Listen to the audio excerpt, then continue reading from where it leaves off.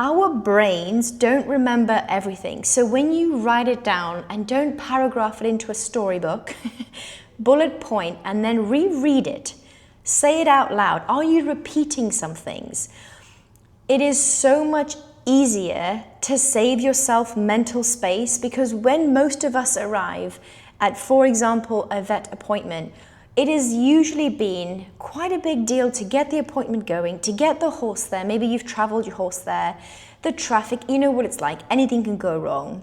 If you own a horse and you want to get the most from your vet chiropractic appointment without feeling overwhelmed, confused, and unable to actually explain exactly what happened in that appointment that you paid for, then this video is for you.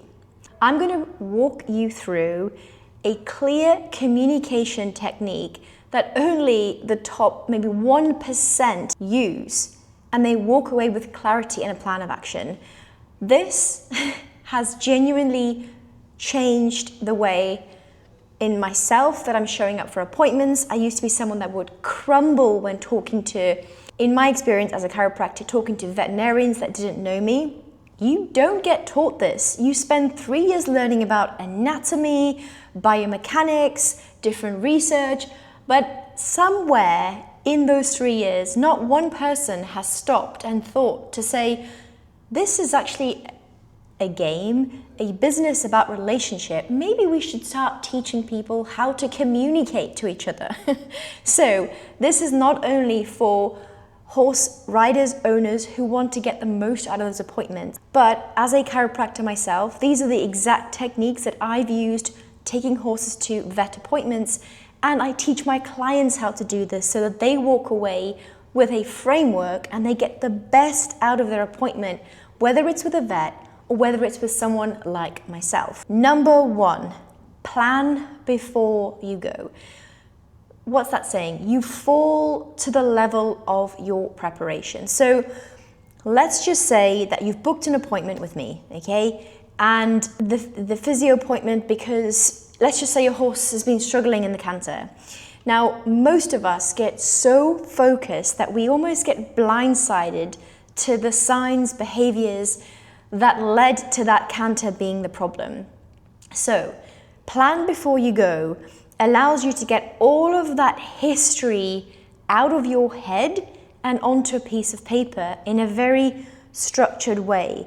So from the moment you noticed this issue in the canter, for example, that we're using as this case study, from the moment you noticed that, write that down. How was the horse in the stable? How was the horse to tack up? Be so descriptive and clear with it. How has the horse been for the saddle fitter recently, the dentist, the farrier, the most recent body worker, whatever it is? Has there been any signs of lameness? So the more you actually spend on this before you arrive at your appointment, it will allow you to not only make sure that you've given the professional that you're there to see all of the information, which is obviously what we need to do as a professional to make sure that we have a full history before getting into the nitty-gritty of the diagnosis or the why, which is what we all want to know, right? Our brains are like, but what's the answer? So top tip is write everything down. When you have everything written down, it genuinely is like a relief. You know, you don't have to remember anything. You've written it all down. And if you get to a point where you are maybe feeling stuck and that you actually don't know what else to say, instead of having a panic moment, it allows you to actually just give the piece of paper to whoever's with you and say, read it out. Okay, this is everything. So on that point, keep it concise, write down everything to start with, reread it again, and make sure that you're not repeating yourself. You'll be very surprised at actually how coherent you can get this. So I can't stress this enough. It gives your brain space and it allows you to be more clear with a direct statement. It allows you to have these moments of avoiding ums, likes, and these apologies and things like that. So it is so important to plan before you go. you can end up getting quite overwhelmed and tired at these appointments. Again, speaking from personal experience and the years of working with clients that have finally found the vet that they want, and it's such a procedure that by the time it happens, you're almost so overwhelmed that you forget things, and you get back in the lorry to go home and you're like, oh my God, I did not tell them about that. That's a really important part of information. So this plan before you go is so important.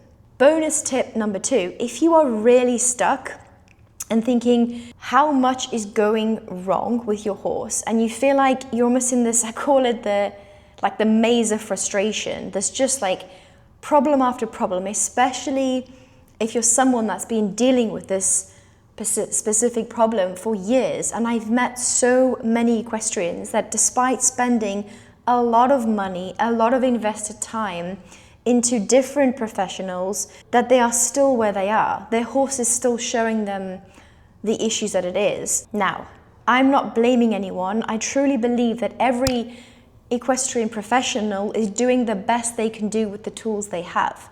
So it might be that it's just not the right person for your horse. And at the same time, it might be a case of if every professional is saying the same thing and nothing is changing in your horse, there might be a different way you can look at it. A lot of it actually starts with us, but that's another podcast. So let's just focus on this. Number 1 was plan everything before you go. Number 2, warmth and competence. So this is a big one, and it comes from my own experience, and again, working with clients from all around the world. Feeling like you're not being heard, no matter who you are, right? Your experience, your background, your age. Remember this, if there's anything that you take from this today, and if you want to stop after this, take this. You know your horse better than any professional. I'm going to say it again. You know your horse better than any professional. So the faster you can signal this in a warm and competent way, the more you will be respected, okay? Based on the fact that you've done step 1 and you have all the information ready, you don't have to over-explain anything. You know, that's my role as the professional who you've come to see, or the vet's role, is to tell you what is going on based on the information that you have presented to them that day. Now, if you are feeling like quite detached to your professional, ask yourself, am I, as in you, showing up in a warm and competent way? Have you prepared so that you can give the professional all the information that they can make a clear, concise diagnosis based on what's in front of them today? So what really helps with the warmth and the competence is just your body language. So you don't have to say anything, you don't have to act smart or think you have to change your terminology. And again, I'm speaking from personal experience. When I first started working with veterinarians around the world, I honestly felt my nerves come out and almost become stuck in what I'm saying, something that I actually find quite natural to explain. When it came to explaining it to a professional, I would freeze up. And it's like, why are you doing this? You know exactly what you're saying, and it's on me. What I realized was when I used my body language more, so something like a nod, okay? So I used to do this, nod in agreement, okay? If you don't agree, head tilt, shoulders up. Not sure, okay? Now, I noticed this when I started reflecting on my previous experiences with professionals. I noticed that I would do this. I would like almost want to agree so much and then want to jump in that by the time it was my turn to speak, I would forget what I was saying and I would stumble and then come across very incompetent and cold because I wasn't thinking, pausing and slowing down. So it's such a small shift in just grounding your feet, but actually just slowing your nod down or tilt your head, shoulders up. Maybe you don't understand. Watch the difference. Try it, okay? So much of our communication and the way we are actually being understood is how we are holding our posture, what we are doing with our head, what we are doing with our eyes. I'm going to talk more about this in the next sections. Okay, number 3, cut words and add weight. Again, this will be easier once you have done step 1 because you actually know more precisely what you want to focus on because you've done all of your get out of your head onto a piece of paper. This framework then actually allows you to explain yourself less and not feel frustrated, and allows you, more importantly, to remain calm with a focused energy and attention to learning the why. And most importantly, once you have that why from your professional, is the action plan. Leaving with a clear action plan that you are so confident you can do once you are out of that professional situation. So it also allows you to have better questions to ask that actually are more clear, short, as opposed to long stories. And this is why cut words and add weight is the third one down. You have to do the first point and the second point. It really makes a huge difference, okay? So I'll give you an example. You see this more with, well, probably everywhere, but I've seen this in myself. In the early days of the way I used to treat and give aftercare compared to 10 years on, I might say something like, you could do ground exercises for a few weeks to improve the canter. Now, I would never say that, because what does that even mean? Ground exercises. What ground exercises? Am I lung lining? Am I from the nose? Am I watching him free lunge? Like, it's too vague, it's too broad. That is not you feeling confident and clear with what you're doing when you get home. So we need time frames, right? You, as the horse owner who's maybe just found out that your horse has a kissing spines, needs a plan of action to know exactly what to do. So it's actually our human brains. We like time frames. For example, for the next 7 days, you are going to be doing X for this amount of time in this gait for this duration.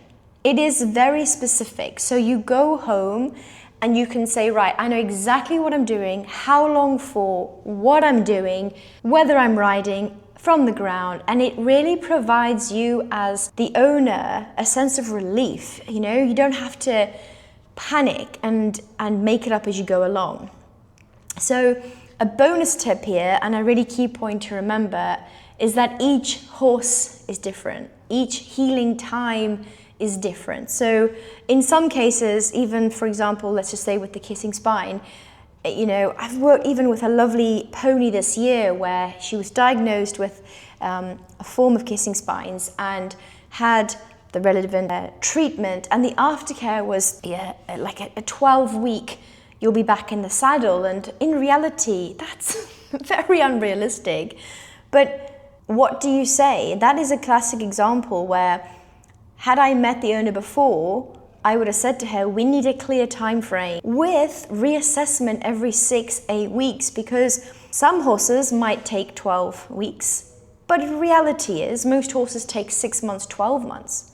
There is no exact answer, and the key thing is time frames with reassessment and feedback so that you know you're on the right track. That is really, really important. So this is actually what I teach horse riders in the Horse Listener. So if you want to find out more, click on the link below in the description and you can join the wait list. I teach you exactly how to become a better listener for your horse, because I truly believe that you know your horse better than anyone else. All you need is a framework to make sure that you know exactly what certain behaviors mean, that you know exactly what work to do when maybe one day they just feel a bit off. You know this. Just like ourselves, some days we feel great, especially if we're female, we have changing hormones. Some days we just want to lay in bed. Why would it be any different for your horse? And they communicate this via their body language, via different behaviors. So click on the link below if you want to find out more. The fourth section is speak like you actually want to be heard. This was, full disclosure, taken from Cody Sanchez. She calls it the get. Gestures, eye contact, and tone. So gestures are like clear, purposeful, intent hand gestures. So For example, if I'm going to explain something, I'm doing it now, my hands are forward, I'm making a point, I'm clear with it. If I had a horse in front of me, I'd be saying, for example, if I'm talking about the pelvis, I would look, I'd point at the pelvis, I'd put my hands, if the horse allowed me, on the pelvis. So as the owner, if you're struggling with words that you feel won't really explain and resonate with the professional you're with, he's your horse, she's your horse. Put your hands and explain. This happens when I do this. Use your hands, okay? Another big thing, and again, I recognize this in myself when I first started. When I got nervous and anxious, I would actually roll my shoulders forward, look down at the ground, and that would then make me almost stutter and like look around. Like, I don't know if you're watching this right now, but it probably makes you feel uncomfortable, right? So when you are wanting to be heard, make sure that you stand with your shoulders back, that when you're explaining, use your hands with intention, and your face is looking up, so at a neutral level, okay? Really ensures that your words will carry more weight. Okay, the next thing is actually your eyes. So I'm not saying that you have to directly look people in the eye and almost like you want to challenge them and take them on. That can be very intimidating and awkward and uncomfortable. However, if you are looking at the ground and looking all over the place when you're trying to make a point, like, it distracts the person who's next to you. And I don't know about you, but you almost want to just help that person, or you almost just want to talk to get them out of that state that makes them feel uncomfortable. So remember this, slow down, speak with your hands, your body language, gesturing, eyes facing forward. If you don't feel comfortable looking in the eyes, I actually read about this in and listened to this on one of the podcasts about a lady who works for the CIA, and she was saying how if you just focus on one eye, it's so much easier than avoid you like chopping and changing. Just like a little bit of a random thing there. Okay, the third part of get is your tone. So speaking with a lower tone of authority. So what I used to do, and can catch myself doing this as well every now and then, is speak really quickly in a really high-pitched tone, and at the end of each sentence go up with my sentence structure without pausing. So makes a huge difference if once you've said what you want to say, you don't increase the upward tone of the last word. So make it like not monotone and boring, but just lower the tone, slow it down instead of down, and keep going up. I still do this. So something I have to keep checking myself in, but it really helps when I've taught this to my clients, which is why I'm teaching this to you. They say they've noticed a huge difference in their interactions with their therapists and with their veterinarian. They get more out of the session by these really important frameworks I'm teaching you today. The fifth one, not surprise, is to master the pause. So after you've said what you want to say, stop, pause. Most of us find it incredibly uncomfortable, okay? It's like we want to speak, but if you've said what you want to say and you pause, it gives the word, the sentence more meaning, okay? So another bonus thing, if you want to actually use your finger as well, not pointing like a naughty person, just for example, if you're sat in maybe everyone's standing and everyone's talking about the horse in front of you, and you're not getting anywhere.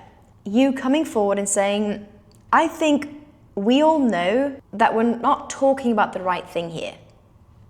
Using my finger. If someone continues to jump in, just finger a bit forward. Can you feel the intention? Hold your ground. It really makes a huge, huge difference. And the sixth part is name the elephant in the room. Oh my gosh. I can't tell you how many times in the early days where I'd be with my horse and I know exactly what I want to say to the vet, and the vet comes along, or the body worker, this is not just about vets, the body professional comes along and takes over and tells me it's the hock. Okay, for example, the hock is the problem.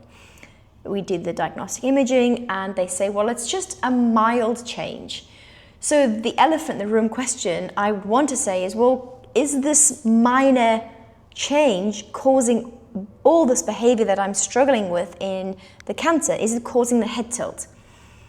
Except what most of us do is we just keep quiet and nod, okay, whatever you say, and then go home and then feel a bit like, oh, I don't feel like I was really understood and heard. But how is that professional going to understand and hear you if you are not saying what you want to say? Don't be afraid to ask the question. Don't be afraid to have that professional explain their reasoning, explain why they've come to that decision. I love it when my owners ask me questions because it then makes it so much easier for them to help their horse because they really, truly understand the why they're feeling what they're feeling under saddle, why they keep seeing that behavior. And there's a shift that happens when you have the knowledge and you have the understanding, a huge shift. So I had a phone call from a rider the other day that was really struggling when it came to asking questions. And I said to her, okay, before we go into the horse, let's just talk about yourself. Now, I took her through a range of questions, which this is exactly how I work with clients on the Horse Listener program. So helping them understand why they currently are where they are. There are always patterns to the reasons we are where we are. And when someone identifies those patterns, you can then put a simple solution in place to get out of that pattern. And that's exactly what we do in the Horse Listener. Bonus tip, okay? Ask the dangerous questions. What are the risks from now until when I see you again in 6 weeks? Basically, you've told me that this is wrong with my horse, which is great. I've paid you to tell me what's going on. You've given me the explanation. I feel so confident and assured that I know what I'm doing with my horse. What can go wrong in the next 6 weeks? Because I don't know about you, but horses can do stupid stuff. They get themselves injured. So what can go wrong? Prepare me. Now, that's not meaning that we're being doom and gloom or that we're being negative. It's just a fact. It's an animal. They can do silly stuff. So what do I need to do to prevent an issue happening? Make sure that you keep asking questions. Thank you so much for listening to this. Don't forget to give me a subscribe, and if you have any questions, just comment below.